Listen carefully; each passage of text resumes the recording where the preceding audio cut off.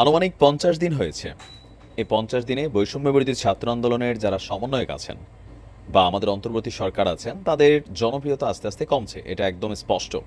আর এই কমার পেছনে মেইন যে রিজনগুলো হচ্ছে, প্রধান এবং অন্যতম বিষয়টা হচ্ছে সমন্বয়করা ভাবছেন বা তাদের কথাবার্তাতে অন্যান্য রাজনৈতিক দলগুলো যেই জায়গাটাতে দ্বিমত পোষণ করছেন, যে তাদের কথাবার্তায় মনে হয় যে ঢাকা ইউনিভার্সিটির শুধু ছাত্ররাই এই বৈষম্য বিরোধী আন্দোলন বা সারা বাংলাদেশে যেই সরকার পতন ঘটেছে আওয়ামী লীগ সরকারে, সেটা শুধু তাদের ক্রেডিট।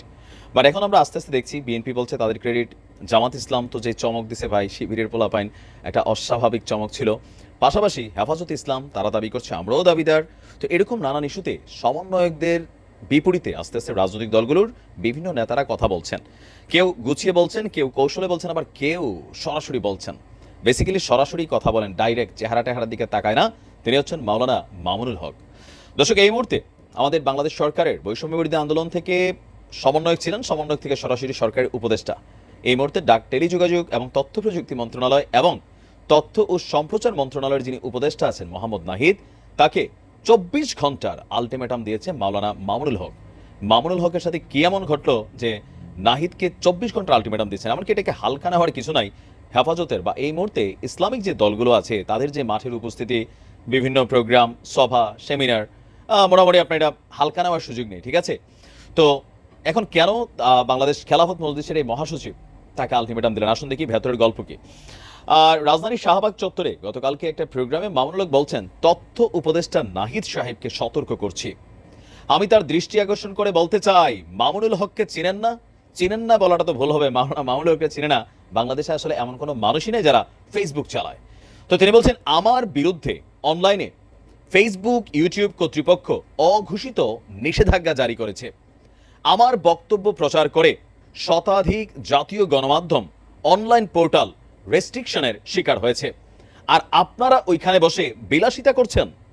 বৈষম্যের বিরুদ্ধে এই সংগ্রামে আমাদের সমস্যাগুলো সমাধানের কোনো চিন্তা আপনাদের মধ্যে দেখছি না। আপনারা উপদেষ্টা পরিষদ, রাষ্ট্র পরিচালনা করতে পারবেন না আমাদের সহযোগিতা ছাড়া।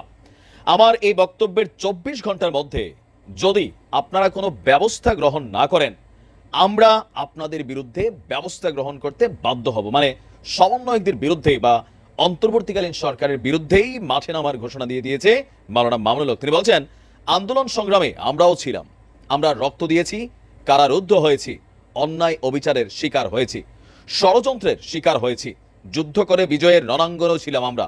এখন রাষ্ট্রকে এগিয়ে নেওয়ার কাজে আমরা সহযোগিতা করতে চাই। আমাদের গায়ে পরে সহযোগিতা যদি পায়ে ঢালতে চান, তাহলে সেই পা ভেঙে গুড়িয়ে দিতে এক মুহূর্ত আমরা বিলম্ব করব না। সকল শ্রেণীর শিক্ষা ব্যবস্থায় নতুন শিক্ষা ব্যবস্থা প্রণয়ন করতে হবে। আমাদের উপেক্ষার ধারা অব্যাহত থাকলে আমরা বেশি দিন চুপ করে থাকবো না। শিক্ষা কমিশনে এদেশের সর্বমহলে শ্রদ্ধেয় আলেমদেরকে অন্তর্ভুক্ত করতে হবে, না হলে শিক্ষা কমিশনের কোনো সুপারিশ মানা হবে না। এছাড়াও ২০১৩ সালে আপনার যে হেফাজত ইসলামের ঘটনাটা হয়েছে, সেটা নিয়েও তদন্ত দাবি করছেন। তো সম্ভবত বিগত সরকার বা সামহাও এই সরকারই কিনা জানি না, তারা তো আসলোই মাত্র। মাওলানা মামুনুল হকের কোনো ভিডিও আপলোড করলে রেস্ট্রিকশন আসছে, বা তার বক্তব্য যারা শেয়ার করছেন তারাও রেস্ট্রিকশন পাচ্ছেন। আবার সরকারও এগুলোর বিরুদ্ধে আগে ব্যবস্থা নিয়ে রাখছেন ফেসবুক এবং ইউটিউব কর্তৃপক্ষকে চিঠি দেওয়ার মাধ্যমে। সম্ভবত ওই বিষয়টা কি, মাওলানা মামুনুল হক যেহেতু এখন নাহিদ এই মন্ত্রণালয়টার দায়িত্বে আছে, সো তাকে বিষয়টা নিয়ে হয়তো কথা বলেছেন। নাহিদ হয়তো বিষয়টা ফোকাস করেনি, যার কারণে আজকে এই বাঁকা অ্যান্সার আসছে।